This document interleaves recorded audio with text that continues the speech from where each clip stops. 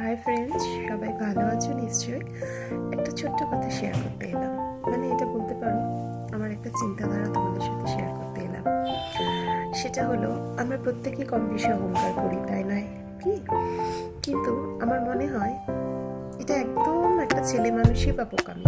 কারণ কি, আমাদের তো নিজেদেরই কোনো গ্যারেন্টি নেই। মানে আজকে এই মুহূর্তে আছি, তারপরের মুহূর্তে নাও থাকতে পারি।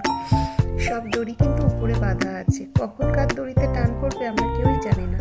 অথচ দেখো, আমরা কত কিছুই না অহংকার করে থাকি, টাকা, রূপ, সম্পত্তি, প্রতিপত্তি। অথচ আমার মনে হয় উপরওয়ালা উপর থেকে বসে হাসে, বলে এই মানুষটা জানেই না এর সাথে পরের মুহূর্তে কি হবে। অথচ এরা কত অহংকারী, নিজেদেরকে সর্বশক্তি মানে। বোকামি না?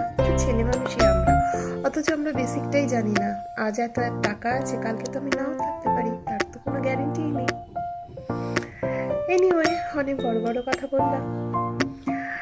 যাই হোক, তোমরা সবাই ভালো থেকো, সুস্থ থেকো, আর প্লিজ আমার চ্যানেলটা সাবস্ক্রাইব করে আমার পাশে